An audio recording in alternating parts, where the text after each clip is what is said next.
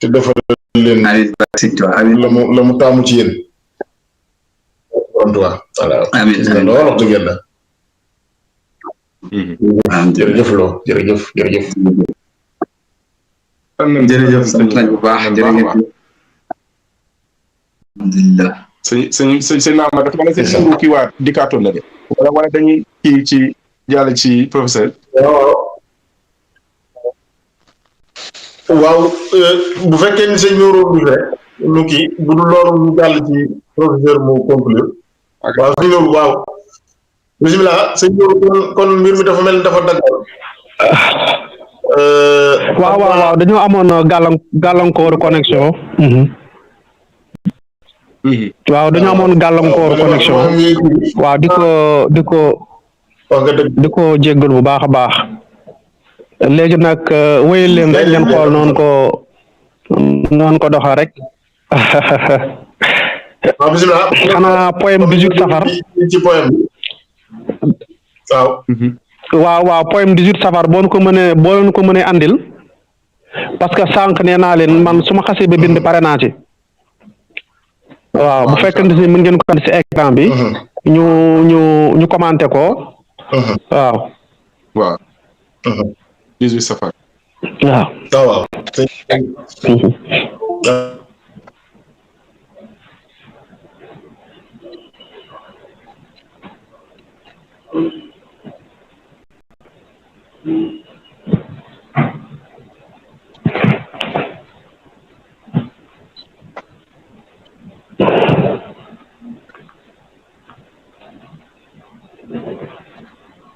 waaw bii de du sa mbos waaw.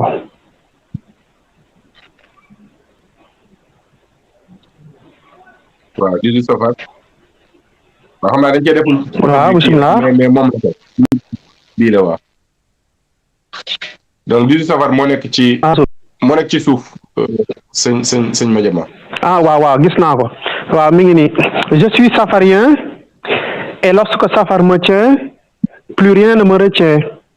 En ce mois béni de mbégte infini où ma pensée minarets, le soleil dans sa majesté sourit, lève fièrement la tête et de ses yeux de reine chamelle, il adoucit les ardeurs.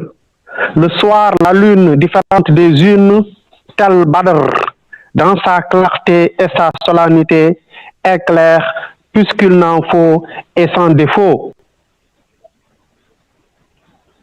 waaw dafa mel ni lii benn pàcc la si 18 safar lii sax premier safar la donc mu di premier jour nga xam te ni si moom laay tàmbale voilà bi mooy premier safar bi nga xam te ni si nuyoo la rek waaw nuyoo la rek. suite baa ngi nii. Par toi safar j'ai le vent en poupe. Je porte sur mes épaules cavalièrement frêles le poids de l'Himalaya. Je me forge une carapace, apprenant à me carapacer, apprenant à me bétonner, n'ayant point besoin d'une carrière de faussaire, quoique mes pensées demeurent fluentes, défluentes à la fois. Waaw, continuez. En bon safarien, je me suis toujours au très fond de mon âme. En bon safarien, je me suis toujours au très fond de mon âme promis et soumis en toute maniabilité et magnanimité aux exigences de Safar. C'est fait, c'est bien fait.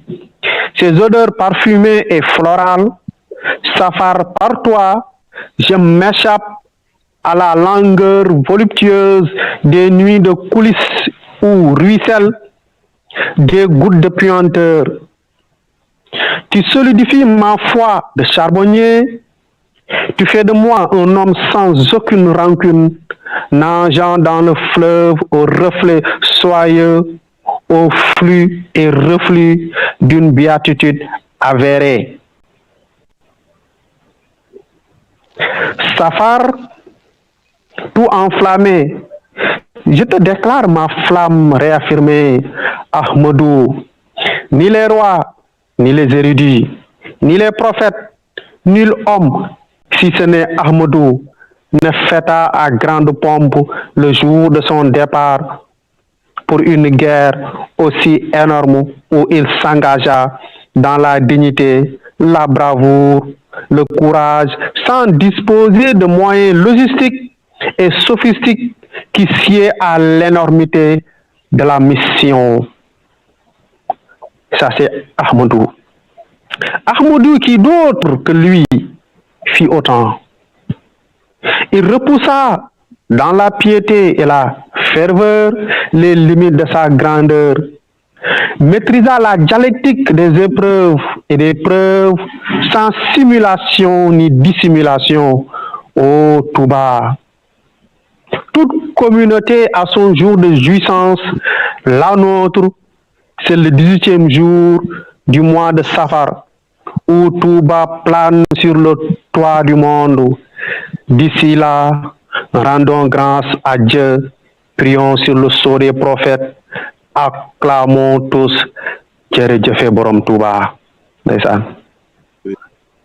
Ça, c'est le poème intitulé Premier Safar.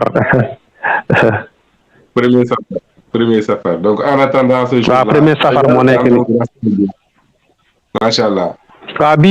Souvent, nous, on les donne. Premier Safar, nous, je pense que cette année, 18 Safar, manque tout de Touba sur le toit du monde.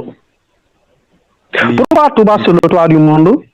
Parce que Touba, la Yalla Rogal Niren, c'est la seule cité religieuse qui a eu l'opportunité, qui a eu la chance, tout simplement, voilà, de recueillir des milliers et des milliers de fidèles. Du Makka, du Rome, du Fenen, Touba la. Non la ko sun borom bëggee. Moo taxoon mu tëdd ko 18 Safar bu 2020 Touba sur le toit du monde. Xam naa sa andee guñ ko mais buñ ko andee inshallah xëy na peut-être dina baax. Bu ñu mënee andil 18 Safar. Waaw 18 Safar kon. Waaw. Non bi deuxième Safar la. Waaw 18 Safar moo ci topp juste après sëñ Madiama. Voilà, Mingok. Dans l'extrême générosité, Touba est au toit du monde, au bout du bout. Loué soit le Seigneur, l'ayant voulu ainsi par sa bonté incommensurable. Ahmadou, je renonce à mon logos. Je meurs noyé dans l'océan de la certitude en Khadim. D'un coup, je me ressuscite plus convaincu. J'annonce ma démission à tous ceux qui s'éloignent de la foi, au père de Murtala. Lui-même, Muhammadan, le soufi à l'unanime bonté reconnue. Pour ceux qui savent et n'en discutent pas, héritant d'une illumination divine, l'histoire se répète. Waaw, ñu continue. Waaw. On a amené la dernière page. Ah d'accord. Bi Gamou la mu tëjee ko Gamou. Waaw d'accord. En cette nuit de Gamou, mon cœur s'épanche, mes sens s'apprivoisent, ma volonté se dédouble, ma foi s'enflamme, mon être perd tout repère. Tout me lie et me relie au sceau des prophètes, le plus sublime des âmes ayant vécu, la plus belle étant partie. La lumière tamisée, éclairant jusqu'au fond abyssal des ténèbres. En ces nuits de Gamou, je chante la lumière du beau, le beau en lumière multiple. Cette nuit est bien différente des unes, elle brille comme nulle lune ne saurait le faire. C'est ça. La nuit où Mohammed vint au monde, le ciel s'étoila d'une gaie bleuité. sans s'étioler. La lune apparut toute radieuse, toute rieuse, toute honorée d'annoncer la naissance de celui qui deviendra le plus grand homme que l'humanité n'ait jamais vu naître, Mohammed.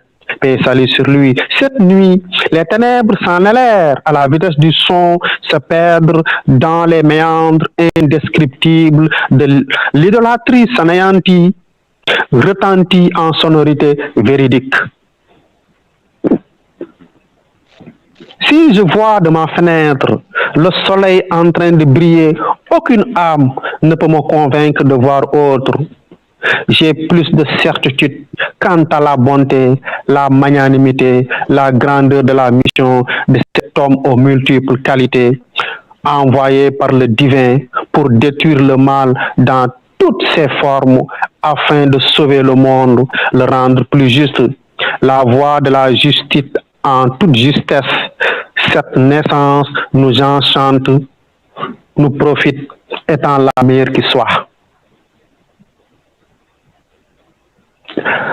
Je ne me lasserai point dans la fluidité de la passion, de tonner, de chantonner, cantonnant mon cantique dans les proses esthétiques.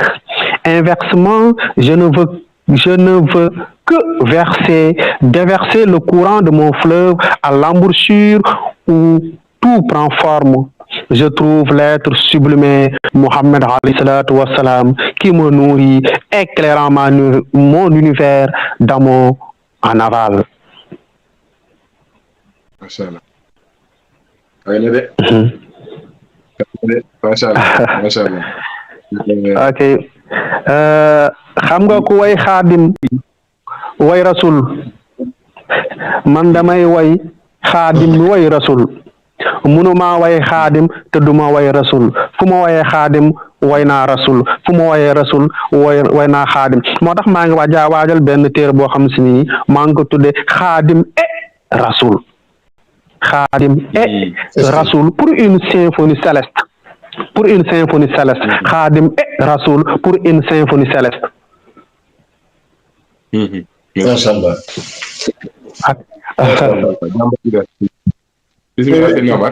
Cantonnant au cantique. Nu mu ko waxati sax.